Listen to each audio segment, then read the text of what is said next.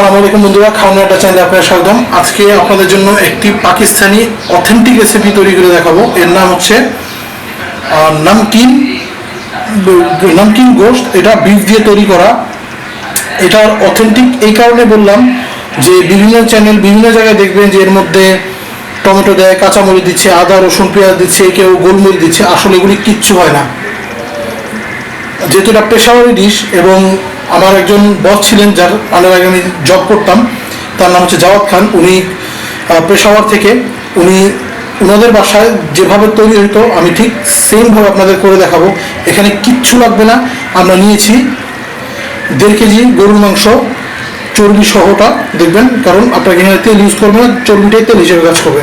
আর আমরা তার সাথে দিব হচ্ছে 1.5 লিটার পানি,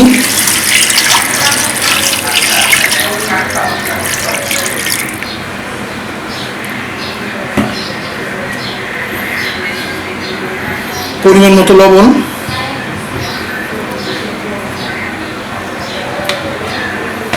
এবং চুলা মিডিয়াম আঁচে দিয়ে আমরা রান্না করব। মাংসটাকে পানি দিয়ে লবণ এভাবে দিয়ে আপনি কষাতে থাকেন। কষাতে আপনার যখন দেখবেন যে পাশে তেল উঠে গেছে, মাংস নরম হয়ে গেছে, তখন গরম গরম পরিবেশন করুন রুটি অথবা পোলাওর সাথে, যেভাবে আপনার ভালো লাগে। সো এটা অ্যাটলিস্ট 1 থেকে 1.5 ঘন্টা এভাবে পানি দিয়ে কষাতে হবে, পানি আর লবণ দিয়ে। সো 1.5 ঘন্টা পরে আবার দেখা হবে। দর্শক বন্ধুরা, দেখতে পাচ্ছেন 1.5 ঘন্টা পরে আমাদের পানি শুকিয়ে গেছে এবং সাইড দিয়ে তেল উঠে গেছে, মাংস অলমোস্ট সিদ্ধ হয়ে গেছে।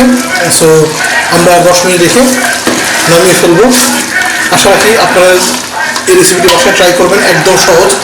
সো 2 থেকে 3টি উপকরণ আপনাদের জন্য লাগবে এই রেসিপিটা করার জন্য। আশা রাখি এই ঈদে আপনারা রেসিপি ট্রাই করবেন।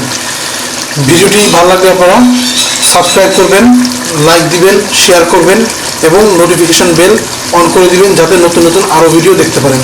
ধন্যবাদ আমাদের সাথে থাকার জন্য।